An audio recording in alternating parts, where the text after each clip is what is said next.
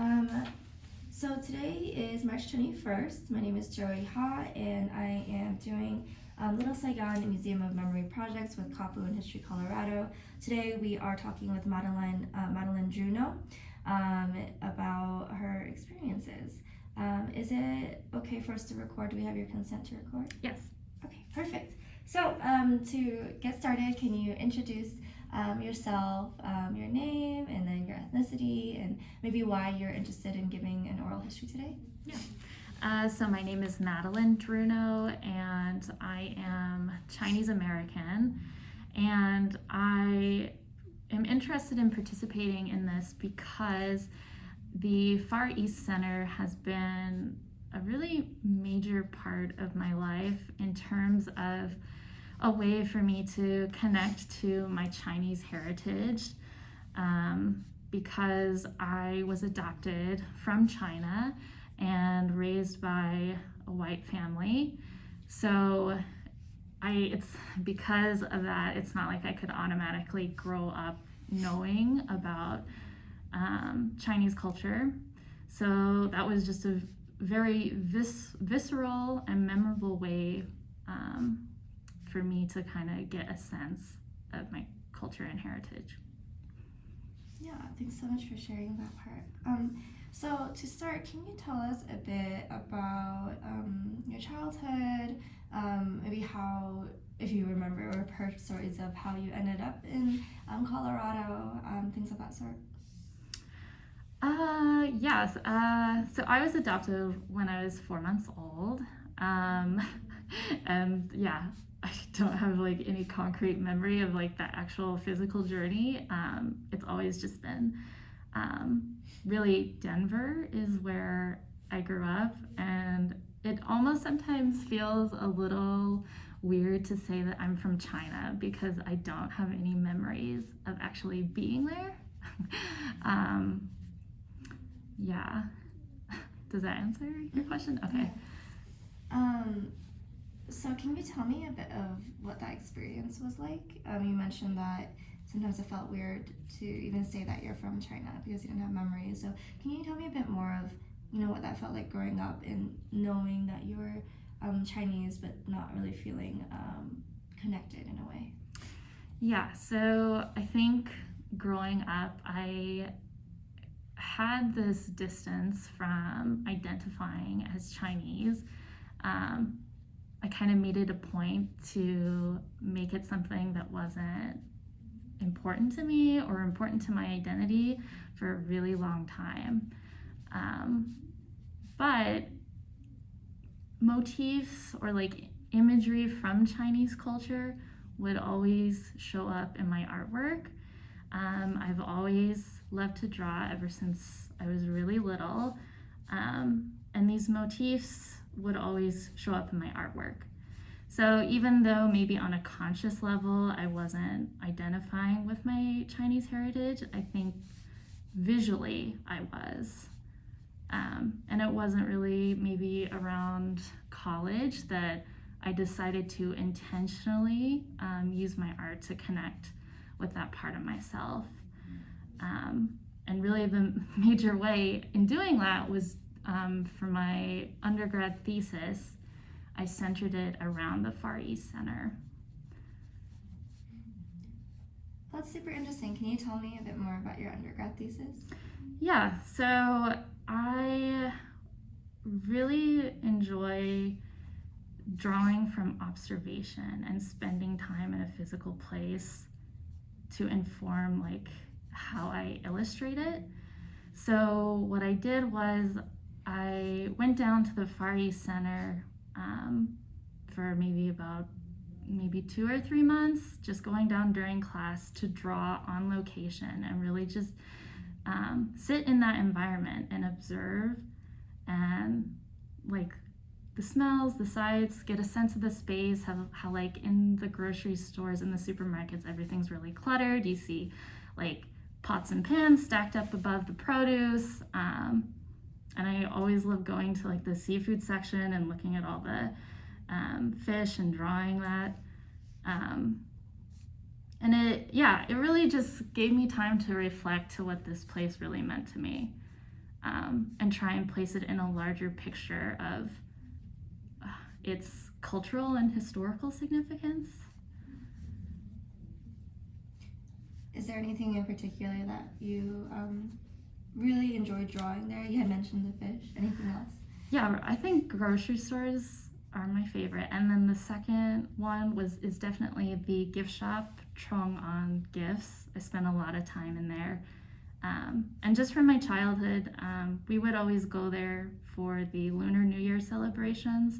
And I would always look forward to going into that gift shop and finding some little trinket to get. Yeah, again, with the space is what I noticed. Like everything is so like layered on top of each other that you feel like you're entering a whole different world. And then for your thesis, I'm not super familiar with what art thesis would be like, but like were there particular like conclusions that you drew from it at the end and key findings? Yeah, I think overall I was trying to pay homage and like memorialize this place as a way of connecting people to I guess the mostly Vietnamese community, but also I guess more broadly Asian American community, how this has served as a place of connection to build community and then also to bring younger generations into it. I was able to talk to the store owners of Trong-On and kind of learn about their history and how they came into this and kind of started this whole area, which was really interesting to learn about. Yeah, and then so you said that your family would often take you to the Lunar New Year's event at the Far East Center. Are there other ways that your family helped you connect with your culture? Yeah, I went to, I guess, Chinese school through the adoption agency, CCAI. But I only went there only for a short while when I was really young because, yeah, during that time in my life, it was something that I didn't want to go to and felt forced to go to. And so I think because of that pushback, there wasn't, yeah, my parents just kind of let me not engage because I didn't want to. Yeah. And then, like, were there other ways that you connected or didn't connect with your culture when you're growing up? I mean, I guess just not, because I didn't grow up with it, there's just kind of like this superficial connection that I still kind of feel like it's almost still these motifs and this imagery that I'm connecting to, but haven't been able to go deeper into that. Mm-hmm. And then how would you like to go deeper into it? I would like to learn more about the history and have a focus on the Chinese American and Asian American experience. And I think especially at a time right now, I'm really interested in how Asian Americans have been part of liberation movements. I think that's how I'm looking to connect to that part of my heritage right now. Can you tell me a bit more of what you mean by being connected to liberation movement? Yeah. So it's fairly new for me to being in organizing spaces and taking action against injustices in the world, and specifically with what's happening in Gaza right now, and just learning hints about how, I believe it was an Asian American student group was one of the first groups to form a Palestinian solidarity group. And there is also a history of Asian Americans being part of the Black liberation struggle. And I'm really interested to learn more about that to inform me and how I show up and learn more about this type of work. And then sort of thinking about the culture in Denver and thinking about the Little Saigon area, how do you see some of those conversations about liberation connected to this area or not connected? Yeah, that's a really good question. I'm not sure. I think it's been really helpful to see the murals that were done to commemorate, or not commemorate, to memorialize and bring to attention that there was a Chinatown here, and it's no longer here because of race riots. I had no idea about that. And I think that is one entry point to really bring it to the local level and then draw connections to the broader historical, social context. And then when thinking about the Little Saigon area and sort of connecting it to other multicultural movements and things of that sort, like, are there any things that you can think of or any observations that you might have, especially since the area of Little Saigon also has a lot of Mexican American and Latin immigrants, and so wondering if you've never ever noticed that when you were there, Yeah. and then sort of saw some connections or didn't. Yeah, I did. So when I was doing my thesis, I remember so I'm paying attention to the sounds, the sights, the smells, and part of the sounds I remember was being in one of the supermarkets in the back with the seafood, and there's Spanish music playing. And I've just found that really interesting that there's all these different multicultural layers happening. With me being adopted mixed in with the Spanish music playing in a Vietnamese supermarket are really interesting layers, and I think also connects to what I'm trying to do as far as learning about activism. It's about drawing these broader connections. Yeah, thanks so much for sharing. I think it's always really interesting, right, to see all of the different multicultural aspects in an area.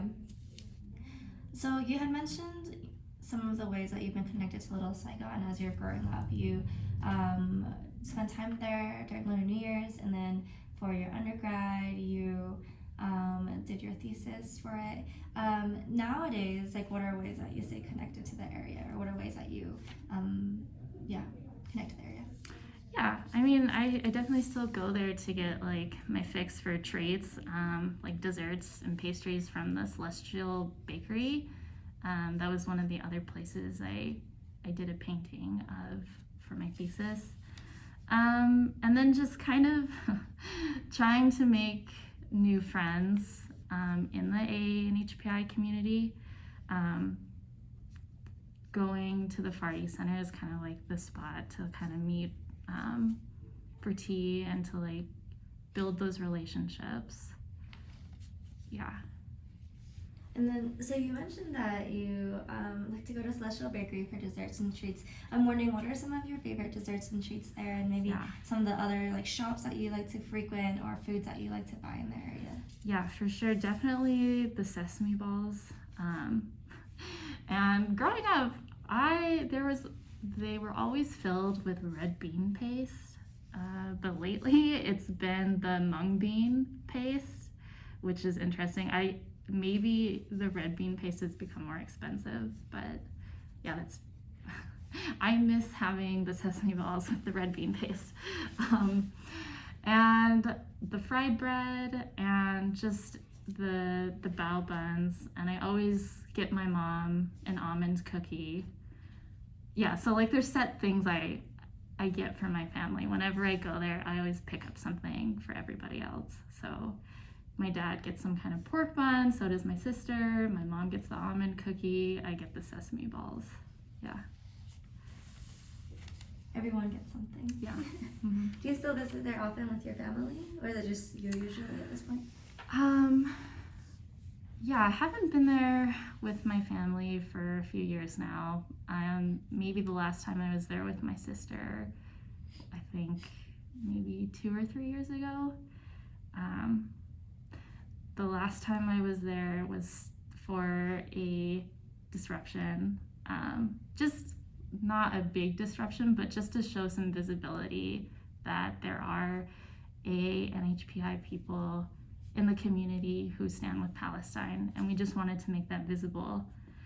And it was a really positive experience because we did have a few people come up afterwards to us and just let us know that they were really glad to see us there, speaking out.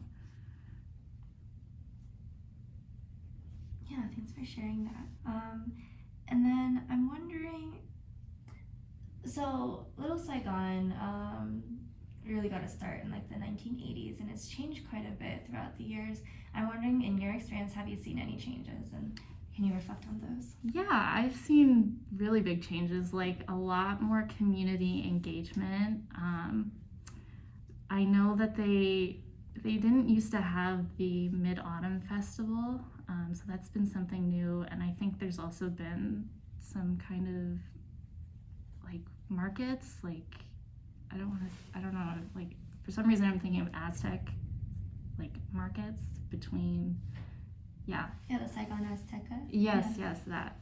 So that's new. And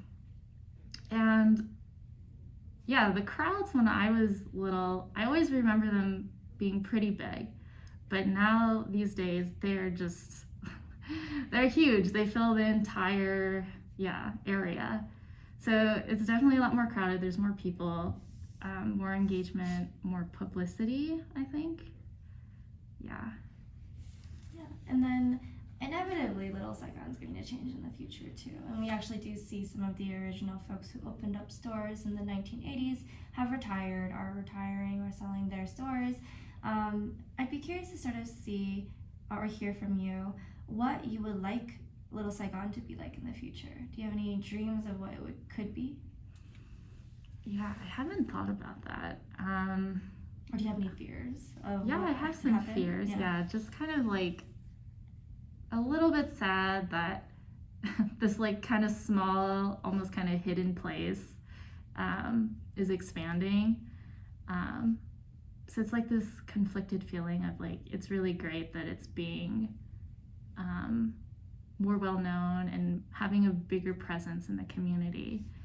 But then also at the same time, it feels like this kind of special place is kind of being taken over in some ways. It's like a secret that you had that everyone now knows? Yeah. Like that? Or can you expand on that? Or just kind of, well, like, it's like a very unique place in Denver. I don't feel like there's any other place like it where there's a hub of Asian Americans. I feel like you'd have to go to Aurora to find anything similar. So yeah, it's kind of, I wonder if it will continue to be able to be like this standout place and kind of resist gentrification or becoming like everywhere else where it kind of loses this unique sense of place. Yeah, I think gentrification is definitely a real fear, right? And the businesses no longer being cultural businesses, and so I think that's definitely a real fear. So on the other hand then, right, so there's a fear of things like gentrification. On the other hand, if things were to go 100% ideal and perfect and amazingly, what would be the opposite of that for you? The opposite of not ideal? Oh no, sorry, the opposite of your fears. Oh, okay, mm-hmm. What would be ideal? Yeah, I don't know, just to like, I don't know, keep the integrity, but I don't even know what that means, because I'm not the shop owner, so I don't know what that would mean for them.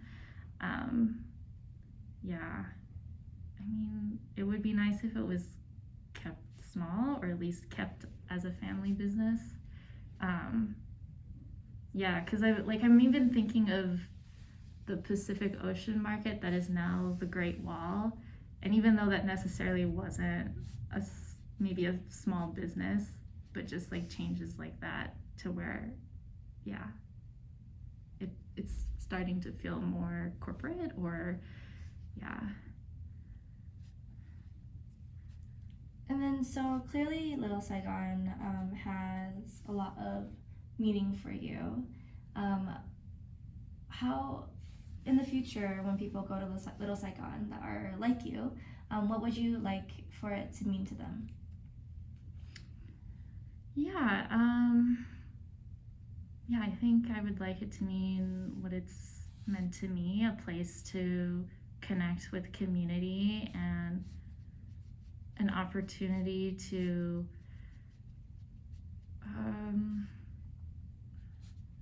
I don't know, I guess it's hard for me to say, because like for me it's like stepping out of the norm, because I didn't grow up with that, so I don't know how it is for people who probably grew up with something similar like that.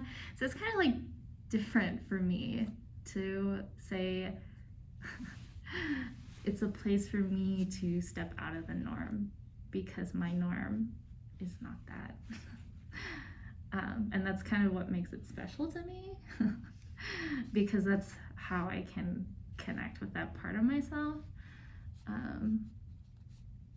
So maybe I can maybe speak more from the perspective of other adoptees who who didn't grow up around that. It's an opportunity for them to connect to that part of themselves.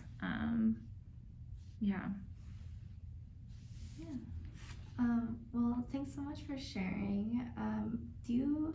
One of our last questions is, do you have any tips for future generations that might be listening to this? And it can be for just like anyone that's listening, or if you want to speak specifically to Asian adoptees, or who knows who would be listening, right? Okay. Or anything you'd like to share to them.